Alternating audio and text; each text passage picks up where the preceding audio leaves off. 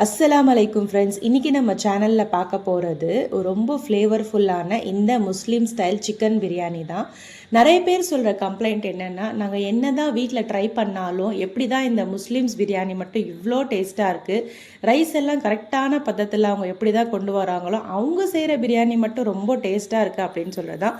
பிரியாணி பொறுத்த வரைக்கும் ஒரு சில டிப்ஸ் அண்ட் ட்ரிக்ஸை நம்ம கண்டிப்பாக ஃபாலோ பண்ணி தான் ஆகணும். அப்போ தான் இந்த ஆத்தென்டிக் பிரியாணியோட ஒரிஜினல் ஃப்ளேவர் அண்ட் டேஸ்ட் நமக்கு கிடைக்கும். இல்லைன்னா நம்ம சாப்பிட்றது கறி சோறா மட்டும்தான் இருக்கும்.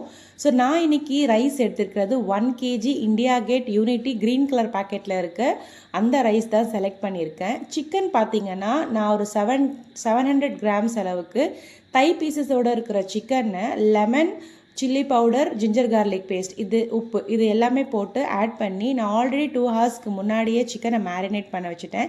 இந்த ஸ்டைலில் நீங்கள் ஒரு வாட்டி ட்ரை பண்ணி பாருங்கள். வாங்க பார்க்கலாம். நான் ஒரு வைடு பேன் எடுத்திருக்கேன். அதில் ஹோல் கரம் மசாலா ஆட் பண்ணுறேன். இதில் நான் 3 பட்டை, 1 ஸ்டார் அனைஸ், 3 லவங்கம், 3 ஏலக்காய் இதை ஆட் பண்ணியிருக்கேன். நீங்கள் பே லீஃப்லாம் ஆட் பண்ண தேவையே இல்லை. இதுக்கு நான் பார்த்தீங்கன்னா 1 kg ரைஸ்க்கு ஒரு 4 மீடியம் சைஸ் அளவில் இருக்க ஆனியனை நான் இதில் ஆட் பண்ண போகிறேன். அதாவது 1 kg ரைஸ்க்கு நீங்கள் 400 கிராம்ஸ் ஆனியன் எடுத்தால் போதும். இந்த மெஷர்மெண்ட்டில் ட்ரை பண்ணி பாருங்கள். ஆனியன் பொறுத்த வரைக்கும் பாக்ஸாக குட்டி குட்டியாக கட் பண்ணாதீங்க. சாப்பரில் போட்டு இந்த மாதிரி லீஃபாக இருக்கிற மாதிரி தான் ஆனியன் நம்ம கட் பண்ணணும். ஆனியன் எவ்வளோ கோல்டன் ப்ரௌன் ஆகுதோ அவ்வளோ டேஸ்ட்டாக இருக்கும். இப்போது இந்த ஸ்டேஜ் கோல்டன் ப்ரௌன் ஆனதுக்கப்புறம் நம்ம ஜிஞ்சர் கார்லிக் பேஸ்ட் ஆட் பண்ண போகிறோம். 1 kg ரைஸ்க்கு நான் இன்றைக்கி 150 கிராம்ஸ் அளவுக்கு ஜிஞ்சர் கார்லிக் பேஸ்ட் ஆட் பண்ணியிருக்கேன். நான் ஆல்ரெடி சொன்ன மாதிரி சிக்கன் மேரினேஷன் பண்ணும் போது ஒரு 50 கிராம்ஸ் ஜிஞ்சர் கார்லிக் பேஸ்ட் போட்டு சிக்கனில் மேரினேட் பண்ணிட்டேன். ஸோ ஹோட்டல் கணக்கு பார்த்தீங்கன்னா 200 கிராம்ஸ் 1 kgக்கு நம்ம ஜிஞ்சர் கார்லிக் பேஸ்ட் ஆட் பண்ணிக்கலாம். ஸோ நான் இப்போது இதுக்கு 5 பச்சை மிளகா ஆட் பண்ணியிருக்கேன். நான் சில்லி பவுடர் கம்மியாக தான் ஆட் பண்ணுவேன். ஒரு 5 மீடியம் சைஸ் தக்காளி, அதாவது 400 கிராம்ஸ் இருக்கிற தக்காளியை நம்ம கட் பண்ணி ஆட் பண்ணிக்கலாம். தக்காளி ரொம்ப குட்டியாக ஆட் பண்ண தேவையில்லை. இந்த மாதிரி கொஞ்சம் பெரிய பீசஸை ஆட் பண்ணிவிட்டு 1 டேபிள் ஸ்பூன் அளவுக்கு நான் உப்பு ஆட் பண்ணி இதை நல்லா தக்காளி நல்லா வதங்குற வரைக்கும் மிக்ஸ் பண்ணிக்கலாம். இதுக்கு நான் 2 table spoon chilli powder, 1/2 table spoon turmeric, 1 table spoon தனியா பவுடர் இதெல்லாம் ஆட் பண்ணி நான் ஒரு வாட்டி இந்த பச்சை ஸ்மெல் போகிற வரைக்கும் கலந்து விட்டுக்கோங்க. இந்த ஸ்டேஜில் நான் மேரினேட் பண்ணி வச்சுருக்க சிக்கனை ஆட் பண்ணியிருக்கேன்.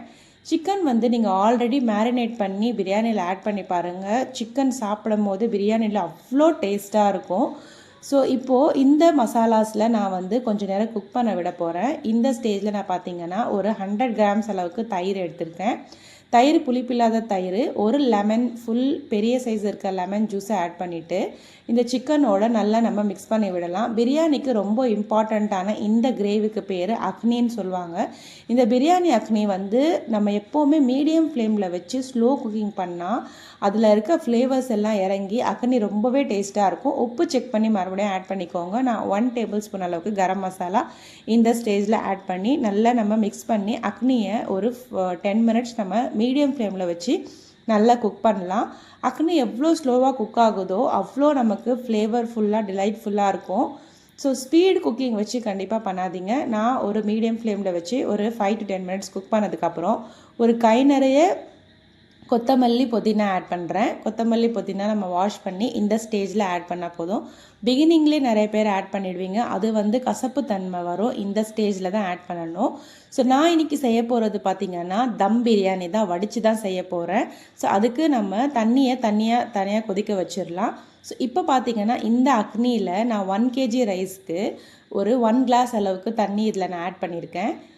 இப்போ பார்த்திங்கன்னா ஒரு தனியான பாத்திரத்தில் தண்ணி நான் நிறைய கொதிக்க வச்சு 2 டேபிள் ஸ்பூன் அளவுக்கு கல்லுப்பு ஆட் பண்ணி கொதிக்க விட்டுடுறேன்.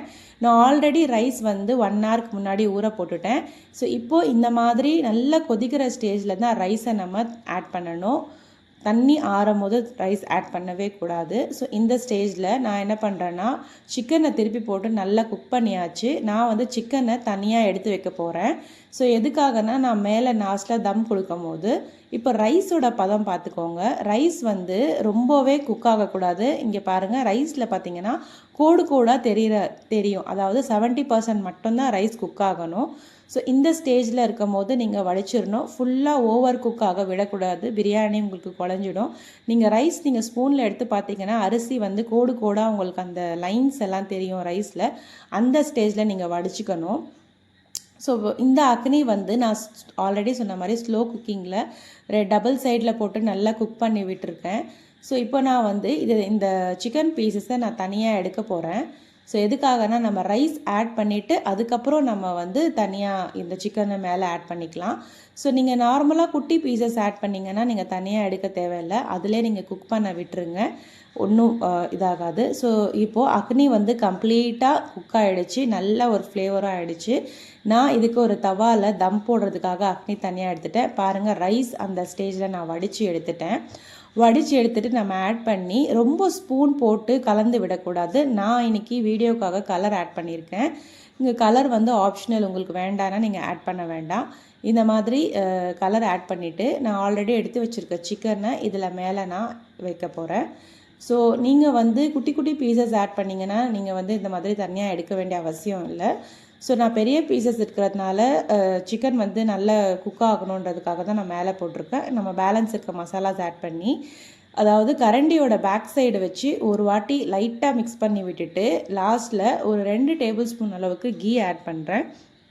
இந்த மாதிரி ஃபைனல் ஸ்டேஜில் கீ ஆட் பண்ணும் போது தம் கொடுக்கும் போது ரொம்ப ஃப்ளேவராக இருக்கும். அவ்வளோதான். நம்ம இப்போ மூடி போட்டு கரெக்டாக ஒரு 25 மினிட்ஸ்க்கு தம் போட்டு எடுத்துட்டிங்கன்னா இந்த மாதிரி கரெக்டான பதத்தில் தம் பிரியாணி, சிக்கன் தம் பிரியாணி ரெடி ஆகிடும்.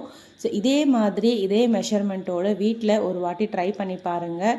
கண்டிப்பாக இந்த முஸ்லீம் ஸ்டைல் சிக்கன் பிரியாணி உங்களுக்கு கண்டிப்பாக பிடிக்கும். வீட்டில் ட்ரை பண்ணி பாருங்கள். கண்டிப்பாக ஃபுட் ஃபீஸ்ட் டைரிஸ்க்கு மறக்காமல்